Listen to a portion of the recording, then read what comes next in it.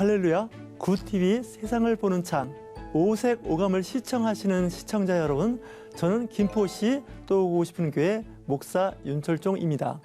우리 좋으신 하나님께서 제 강의를 시청하시는 모든 분들께 큰 은혜 주시기를 기도합니다.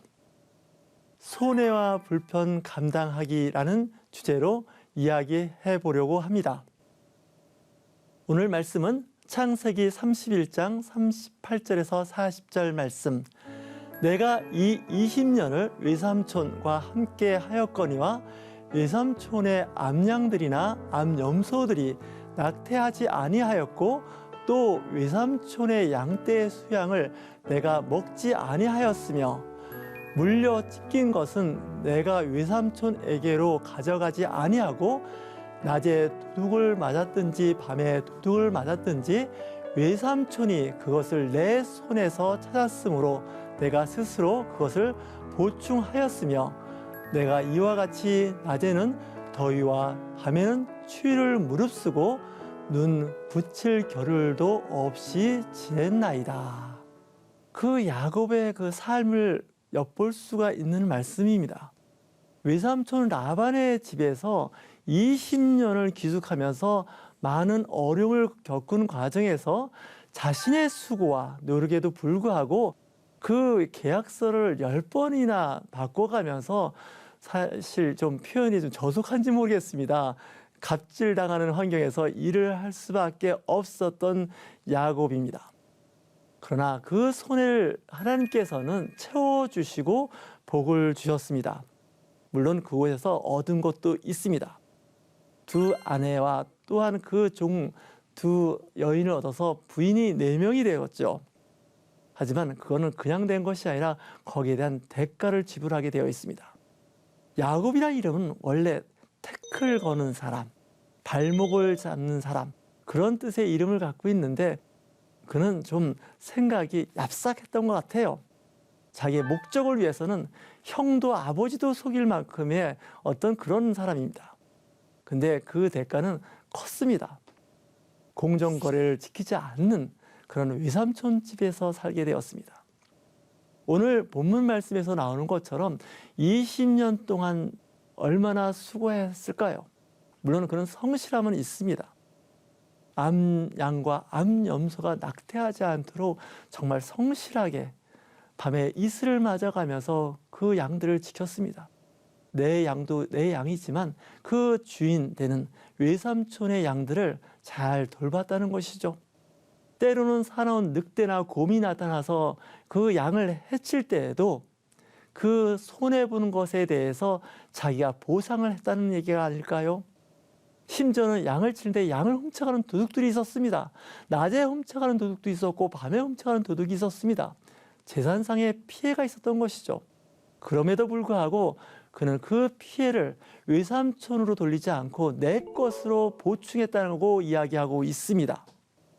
성실함과 함께 그 남의 그 양떼를 돌보는, 염소떼를 돌보는 그 가축을 돌보는 일에 있어서 손해보는 것을 자기 것으로 그 대신했다는 것을 이야기하고 있는 고백이 되고 있습니다. 우리 그리스도인들도 세상에서 살면서 각종 손해와 불편, 불이익을 당할 때가 있습니다. 하지만 이러한 궁극적인 그런 결과를 보면 하나님께서 도우시고 계시다는 것을 여러분들 아실 수 있습니다. 사람에게 복 주시는 걸 보면 하나님은 정말 대단하신 분입니다. 그 약속을 지키실 뿐만 아니라 우리가 당하는 그 고난, 고통 가운데에서도 주님께서는 그 우리의 형편을 보시고 돕는 길을 열어주시고 있다는 것이죠. 야곱이 당했던 그런 각종 불이익이 있습니다. 불편함이 있습니다. 그러나 하나님께서 그에게 복을 주시는데 그 양떼와 그 자녀가 수를 헤아릴 수 없이 많아지는 것을 통해서 아마도 아브라함이 누렸던 축복, 이삭이 누렸던 축복, 그 모든 축복을 이 야곱이 받은 축복에 비교하면 아마 적지 않을까라는 생각이 듭니다. 다시 말씀드리면 야곱은 큰 복을 받았습니다. 근데 그 복을 받는 그 과정이 사실 순탄하지는 않았습니다. 성경에서 아름다운 이야기가 있다면 룻기입니다. 1장에서 4장밖에 안 되는 성인동화, 어른 동화 아닐까요? 정말 아름다운 이야기입니다. 구약 성경에서 이렇게 아름다운 이야기가 있을까? 가정 이야기입니다. 룻기 4장 6절을 보면 가난한 과부에 대한 이야기가 나옵니다. 룻에 대해서 기업을 물을 때 그 손해볼까 두려워한 친척이 있었습니다. 그 기업 물을 사람들이 하는 말이 있지 않습니까? 나는 내 기업에 손해가 있을까 하여 나를 위하여 물으지 못하노니 내가 물을 것을 내가 물으라. 나는 물으지 못하겠노라 하는지라. 이 룻이 나중에 보아스라는 사람과 함께 결혼을 하는 것이죠. 재혼입니다. 재혼임에도 불구하고 그 재혼을 하기 이전에 사실 그 먼저 순위에 있는 기업 물을 사람이 있습니다. 그 사람이 기업을 물었으면 얼마나 좋았을까요? 근데 그 사람은 이야기합니다. 내 재산에, 내 자산에 손해가 있을까 봐 나 그 손해 감당 못 하겠다는 거예요. 사람은 어떻게 보면 다 이기적이죠. 어떤 일을 할 때 내 재산에 손해를 볼까 봐, 내 인격에 어떻게 보면 문제가 될까 봐 피할 때가 있습니다. 하지만 여러분, 성경은 그런 이야기를 하지 않습니다. 이 룻이라는 여인을 한번 보십시오. 모압 여인입니다. 이 모압 여인은 이방인인데 그 이방인 치고도 이스라엘 사람들이 좋아하지 않는 이방인입니다. 그 모세율법에 의하면 모압 족속은 이스라엘의 총에 들어오지 못한다는 말씀을 하고 있습니다. 그럼에도 불구하고 이 모압 여인 룻은 이스라엘의 그 한 패밀리, 가족이 되는 이야기입니다. 그는 나중에 오벳이라는 아들을 낳게 되는데 그는 장차 다윗 왕의 증조 할아버지가 되지 않을까요? 여러분들 생각을 잘 해보셔야 됩니다. 예수님께서도 목회자로서의 말씀을 하고 계시는데 요한복음 10장 11절 말씀을 하고 계십니다. 나는 선한 목자라. 선한 목자는 양들을 위하여 목숨을 버리거니와 라고 말씀하고 있습니다. 이 세상에서 가장 위대한 사랑, 예수 그리스도의 사랑을 보십시오. 선한 목자라고 말씀하고 있습니다. 근데 말로만 선한 목자가 아닙니다. 선한 목자는 내 목숨을 내어줄 만큼, 양들을 위해서 내어줄 만큼 마음에 준비가 되어 있고 실천하는 사람이야말로 선한 목자인 것이죠.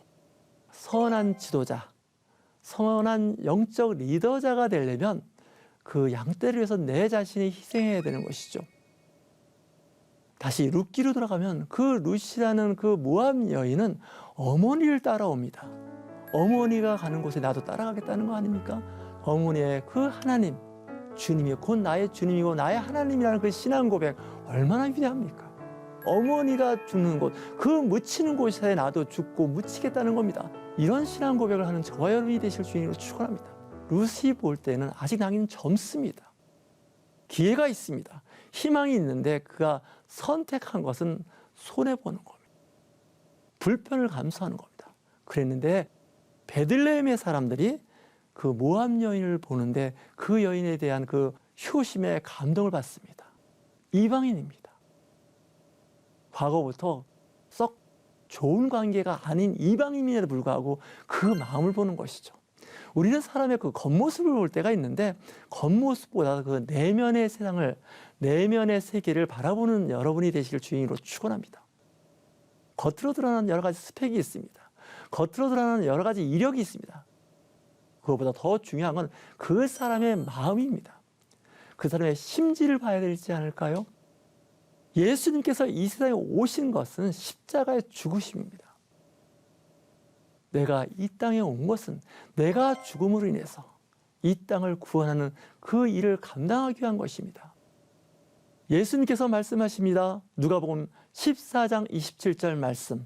예수님의 제자가 되는 그 말씀에 대해서 이야기한다면 누구든지 자기 십자가를 지고 나를 따르지 않는 자도 능히 내 제자가 되지 못하리라 라고 말씀하고 있습니다. 예수님의 제자라고 불리우고 싶습니까? 예수님의 제자입니까? 각자 자기의 십자가를 지고 나를 따르라는 겁니다. 사람들마다 각자의 십자가가 다 다릅니다. 십자가는 고난을 이야기하죠. 고통을 이야기합니다. 손해와 불편을 감수하는 것이죠. 여러분, 십자가를 생각할 때 그 십자가는 한편 죽음을 상징하는 겁니다. 사도 바울이 외쳤던 나는 날마다 죽노라. 나는 날마다 죽노라. 십자가의 죽음이라는 것이죠. 그 십자가의 죽음이 편한 죽음이 아닙니다. 고통스럽게 죽어가는 그 십자가의 처형, 그걸 생각해 보라는 것이죠. 사도 바울은 고린도 교회에 편지를 씁니다. 성도의 십자가의 능력을 설명합니다. 십자가의 도가 멸망하는 자들에게는 미련한 것이요 구원을 받는 우리에게는 하나님의 능력이라고 말씀하고 있습니다. 십자가의 도, 고난을 이야기하는 것이죠. 세상 사람들은 참 미련하다고 이야기하죠. 왜 선택을 그렇게 힘들고 어려운 길을 선택하느냐라고 묻습니다. 편한 길이 있습니다. 좋은 길이 있습니다. 탄탄한 대로 잘 닦아진 길이 있습니다. 그런데 왜 고난의 길에 서느냐라고 물었을 때 사도 바울은 이야기합니다. 구원을 받은 우리에게는 그 십자가의 도가 생명이요 하나님 나라에서 하나님께 인정받는 큰 은혜가 된다는 것을 저와 여러분을 깨달으시기 바랍니다. 모세를 생각해 볼까요? 모세는 40세까지 로얄 아카데미라고 하는 궁전에서 귀족과 왕족이 다니는 데서 공부를 했을 것이고 성장 과정에서 여러 가지 엘리트 코스를 다 마쳤을 겁니다. 근데 그가 어느 날 갑자기 생각이 바뀝니다. 고통받는 그 민족의 그 노예 생활 같은 그들을 보면서 그들을 구해야겠다는 생각이 그의 마음속에 들기 시작합니다. 여러분들 영화에서도 보셨나요? 십계명, 내지는 십계, 모세가 나오는 그 영화가 있습니다. 많은 사람들이 회유합니다. 모세, 정신 똑바로 차려. 너 저들 노예들과 함께 어울리고 저 노예 입장에 서게 되면 너의 왕권은 없어져. 그러니까 그냥 모르는 척해. 편하게 살아. 이미 다 준비되어 있어. 너는 차게 왕이 되면 되는 거야. 아니, 설사 지금 못하더라도 네가 왕이 된 다음에 저거 하면 되지 않을까? 네가 하고 싶은 일 하면 돼. 이렇게 설득을 합니다. 근데 모세는 그 길을 선택하지 않는다는 것이죠. 그 고대 이집트 많은 왕들이 있습니다. 근데 우리는 대부분 이름을 기억하지 못합니다. 하지만 모세는 기억합니다. 그는 영적 지도자였습니다.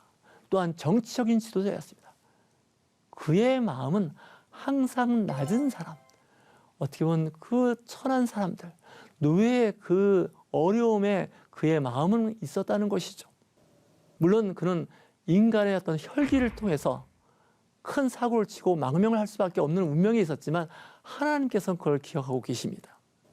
그를 광야에 피신시켜서 다시 한번 교육을 시킨데 40년 동안 광야 학교에서 공부하도록 합니다. 귀족과 왕족이 아닌 양떼를 돌보는 일을 합니다. 짐승들과 시간을 보내는 일을 합니다. 그는 쉽게 이야기한다면 이런 생각을 해볼까요? 천당과 지옥을 왔다 갔다 하는 인생을 살았는지도 모릅니다. 우리의 인생도 그렇지 않을까요? 잘 나갈 때가 있었습니다. 좋을 때가 있었습니다. 근데 현재는 힘들고 어렵고 정말 하루하루 연명하면서 산다는 그 자체가 힘들 때가 있습니다. 하나님은 양쪽을 다 경험하게 한 후에 80이 됐을 때 모세를 리더로 세워나갑니다. 궁중에서의 생활, 궁중에서의 그 리더십을 키워주기도 하지만 또 하나는 말이 통하지 않는 저 동물, 짐승들과 시간을 보내면서 거기서 또 한 번 배우게 합니다. 우리 인생도 마찬가지죠. 우리의 삶도 마찬가지입니다. 지극히 높으신 하나님의 아들입니다. 하나님과 동등함이 있는 분입니다. 예수님의 낮아짐과 그 죽음을 설명하는 말씀이 있습니다. 사람의 모양으로 나타나사 자기를 낮추시고 죽기까지 복종하셨으니 곧 십자가에 죽으심이라. 십자가에 달려 부끄러운 그 죽음, 많은 사람들이 지나가면서 야유합니다. 저 사람이 하나님의 아들이냐? 죽은 자도 살린 사람이냐? 병자를 살린 사람이냐? 바다 위를 걸었던 사람이냐? 그러면 그 초능력을 발휘해서 십자가에서 내려와야 되는 거 아니냐? 저 가짜 메시아 아니야? 속은 거 아니야? 이거 뭐가 잘못해서 크게 잘못된 거지. 많은 사람들이 지나가면서 한마디씩 했을 겁니다. 그 말을 예수님께서는 들으셨을 겁니다. 여러분은 어떨까요? 그런 말 들으면 정말 분노했겠죠. 내가 누군데? 내가 어떤 사람인데? 내가 왜 이런 말을 들어야 되지? 너무너무나 부끄럽고 모멸감을 느끼는 그 십자가의 고난입니다. 근데 예수님께서는 말없이 그 일에 순종하셨다는 거 아닙니까? 복종하셨다는 거죠. 여러분들, 예수 그리스도의 도를 따라가는 사람들은요, 십자가를 지고 가는 사람입니다. 십자가에 달렸을 때 사람들은 욕합니다. 무시합니다. 근데 그걸 잘 참습니다. 성내지 않습니다. 그들을 향하여 욕하지 않는다는 것이죠. 그 양들이 죽어가는 모습을 보면 사람들이 이런 생각이 들 겁니다. 그 양이 무기력하게 저렇게 죽어갈까? 반항하지 않을까? 왜 양에 비유할까? 양은요, 죽음에 이르를 때까지 저항하지 않습니다. 양은 목자의 뜻에 따라서 순종할 줄 압니다. 저항하지 않는다는 것이죠. 순종한다는 것이죠. 골로새서 2장 15절 말씀, 세상을 이긴 십자가라고 합니다. 통치자들과 권세들을 무력화하여 드러내어 구경거리로 삼으시고 십자가로 그들을 이기셨느니라. 십자가는 사람들이 생각할 때 하나의 구경거리였습니다. 사람들이 많이 다니는 곳에 그의 죄표가 있었습니다. 유대인의 왕, 헬라어로 되어 있고요, 히브리어로 되어 있고요, 그 당시 로마 시대의 로마어, 라틴어로도 기록했습니다. 많은 이방인들이 지나가면서 한마디씩 합니다. 욕을 하는 것이죠. 저가 정말 진정 하나님의 아들이었느냐? 그렇게 욕하고 무시할 때 예수 그리스도는 침묵합니다. 이렇게까지 말씀하죠. 저들이 하는 일을 알지 못합니다. 저들을 용서하여 주옵소서.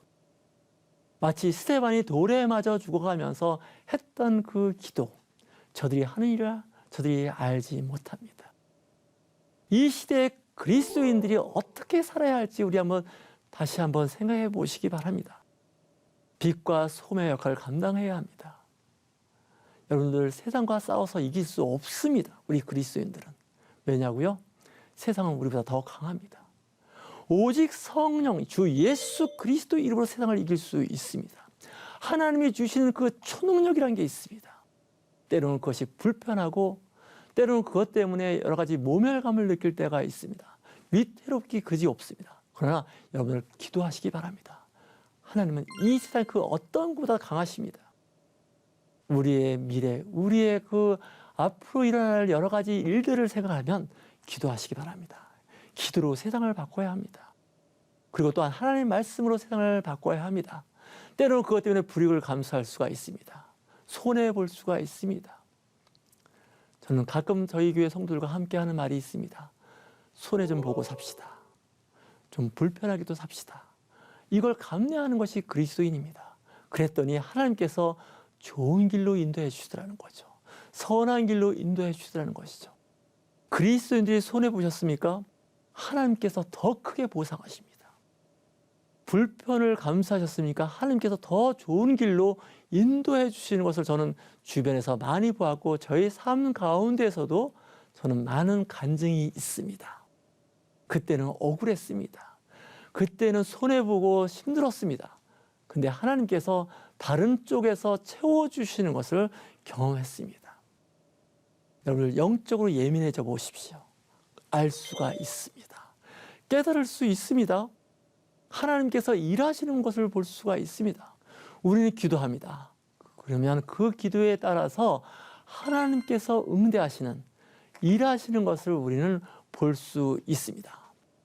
문제가 있습니까? 그 문제 때문에 팔을 높이 들고 외치기보다도, 고난이 있습니까? 또 그것 때문에 힘드십니까? 길로 나가서 외치는 것보다는 우리는 기도하는 것이 더 소중할 수 있습니다.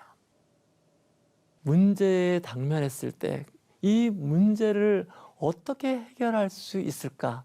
하나님께 기도해 보십시오. 지혜를 달라고, 하루에 지혜를 달라고 한번 기도해 보십시오. 그러면 하나님께서 지혜를 주십니다. 그리고 환경을 변화시켜 주십니다. 가끔은 때로는 외적들이 우리를 침략하려고 여러 가지 준비하는 것이 있습니다. 야곱이 야반 도주를 여러 번 했습니다.